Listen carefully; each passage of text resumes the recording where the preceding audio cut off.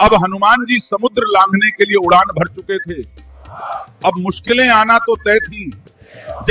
जब हनुमान जी उड़ रहे थे तब सभी देवगणों ने उनकी परीक्षा लेने के लिए सुरसा चुड़ैल को भेजा। सुरसा ने हनुमान जी को रोककर कहा कि मैं भूखी हूं, मैं तुम्हें खाऊंगी। हनुमान जी बलवान और गुणी थे। उन्होंने पहले तो सुरसा को समझाया और फिर वो नहीं मानी तो अपना रूप छोटा करके उसके मुंह में घुसकर वापस आ गए। फिर उन्होंने हाथ जोड़कर कहा, अब मैंने तुम्हारे मुंह में प्रवेश किया और बाहर आ गया, अब मुझे जाने दो।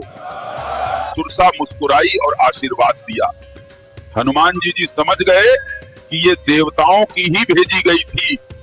लेकिन इसके बाद हनुमान जी का सामना हुआ खरनाक राक्षसी से, जो आकाश में उड़ने वालों की परछाई पकड़कर उन्हें नीचे खींचकर खा जाती थी। सिंहिका ने हनुमान जी की परछाई पकड़ ली, जिससे वे कुछ क्षण रुक गए। तुरंत पहचान लिया कि ये कोई राक्षसी है। वो नीचे खींची गई, हनुमान जी को खा गई। जैसे ही सिंहिका राक्षसी ने हनुमान जी को मुंह में रखा, प्रभु ने तुरंत अपना रूप बड़ा कर लिया और जय श्री राम कहते हुए सिंहिका के सिर को फाड़कर बाहर आ गए। लो भाई, इसका भी कर दिया काम तमाम।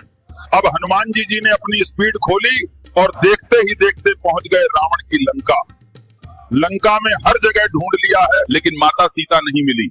हनुमान जी समझ गए कि माता सीता को रावण ने ऐसी जगह रखा होगा जहां इतनी सुख सुविधाएं नहीं होगी। हनुमान जी माता सीता ढूंढते ढूंढते अशोक वाटिका पहुंचे।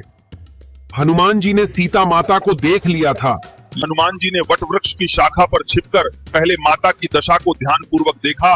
माता सीता बार बार श्री राम का नाम ले रही थी। जब सभी राक्षसियां सो गईं, तब हनुमान जी धीरे धीरे नीचे उतरे और माता सीता को प्रणाम किया।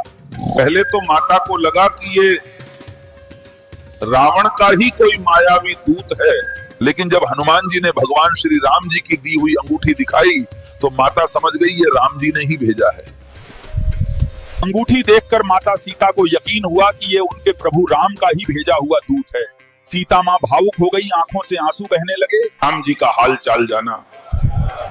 हनुमान जी ने माता सीता को दिलासा दिलाया कि राम जी जल्दी उन्हें वाटिका से ले जाएंगे।